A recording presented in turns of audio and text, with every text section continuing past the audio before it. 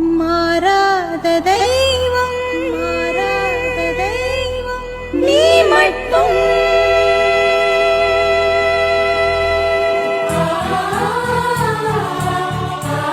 பரிசுத்த ஆவியின் திரியேக நாமம் நம்மை ஆசீர்வதித்து காப்பதாக. ஆமேன். கிறிஸ்து இயேசுவுக்குள் அன்பான இறை மக்கள் அனைவருக்கும் வாழ்த்துக்கள். இந்த சிறப்பான நாளிலே ஆண்டவராகிய கடவுள் நமக்கு கொடுத்திருக்கிற சிந்தனையாக உபாகமம் 25ஆம் அதிகாரம், அவனை 40 அடி வரைக்கும் அடிக்கலாம், அதற்கு மேல் அடிக்க வேண்டாம். அதற்கு மேல் அடித்தால் உன் சகோதரன் உன் கண்களுக்கு முன்பாக எதிரே நீசனாய் தோன்றுவான்.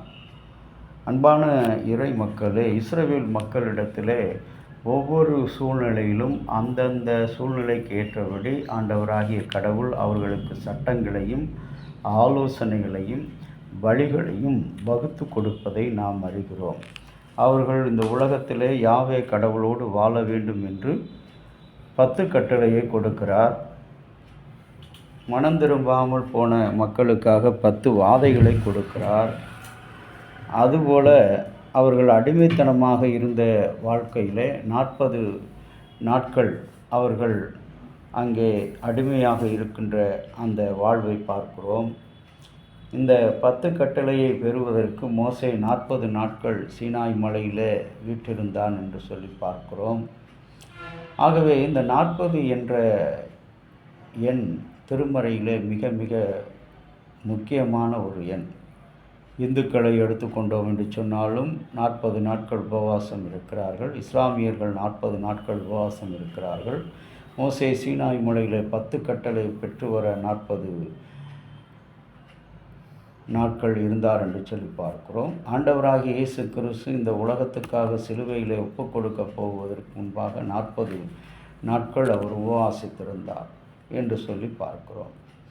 40 இன்றைக்கு மனிதனுக்காக வழக்காடி நியாயஸ்தலத்தில் கொண்டு வந்து அவனை நீதிமான் என்று குற்றவாளி என்று நீதியாய் நியாயம் தீர்க்க வேண்டும். அப்படி நீதியாய் நியாயம் தீர்க்கும்போது அது உன்னுடைய சகோதரனாக இருந்தாலும், உன்னுடைய இனத்தானாக இருந்தாலும், உன்னுடைய உறவுக்காரனாக இருந்தாலும், நீதிமானை நீதிமான் என்றும் குற்றவாளியை குற்றவாளி என்றும் நீ தீர்க்க வேண்டும்.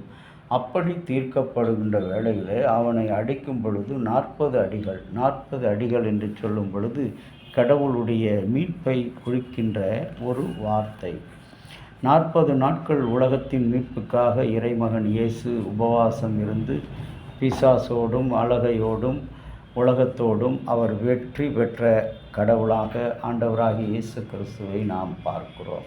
இன்றைக்கு நம்முடைய வாழ்க்கையில் அநேக நேரங்களில் நாம் விழுந்த இடத்திலிருந்து எழுந்திருக்க முடியாதபடி நம்முடைய நீதியை நியாயங்களை நமக்கு நாமே நியாயப்படுத்தி பேசுகிற அந்த வாழ்க்கை தான் நம்மிடத்தில் தேவனுக்கும் நமக்கும் ஒரு பெரிய பிளவை கொடுக்கின்ற ஒரு வாழ்க்கை.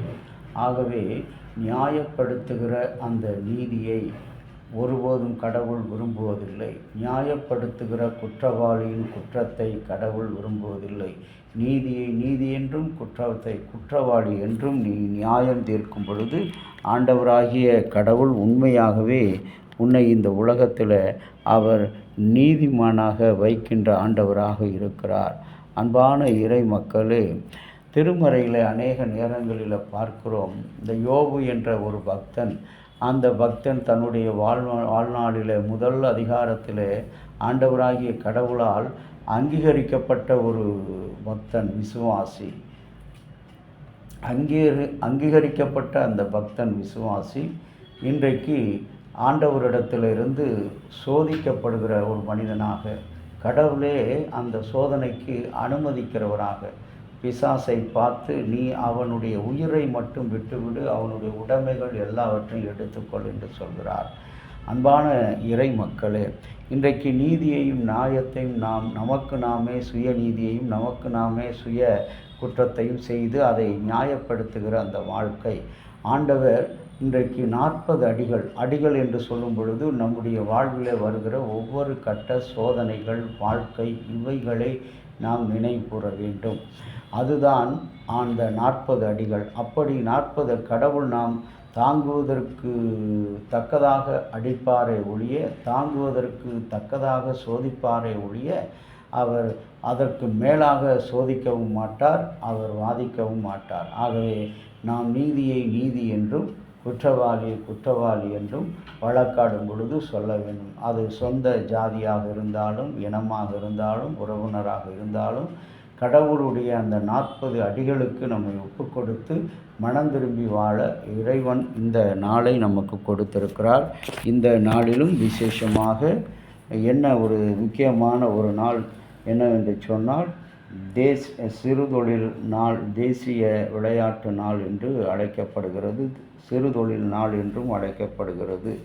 ஒவ்வொரு ஆண்டும் இந்த சிறுதொழில்களுக்கு முக்கியத்துவம் கொடுத்து அனைவரும் இயற்கையுடன் வாழ வேண்டும், ஆரோக்கியத்துடன் ஆசீர்வாதத்தோடு வாழ வேண்டும் என்று கடவுள் அழைத்திருக்கிறார். செபிக்கலாம். அன்பின் கடவுளே, இந்த நாளிலும் நீ கொடுத்த ஆண்டவரே, இந்த 40 அடிகள் எங்களுடைய வாழ்வின் சோதனைகளாக நாங்கள் எண்ணுகிறோம். இனிமேல் அப்படிப்பட்ட ஆண்டவரே, எங்களுடைய குற்றங்களை நாங்கள் நியாயப்படுத்தாதபடி, எங்களுடைய சுயநீதியை நியாயப்படுத்தாதபடி உமக்கு உகந்த வகையில் நடப்பதற்கு உதவி செய்யும். இறைமகன் இயேசுவின் வழியாக வேண்டுகிறோம் நல்ல பிதாவே, ஆமேன். தந்தையாகிய கடவுளின் அன்பும் மைந்தராகிய இயேசுவினுடைய அருளும் பரிசுத்த ஆவியினுடைய நல்ல உறவும் பாதுகாப்பும் அனைவரோடு கூட இருப்பதாக. ஆமேன்.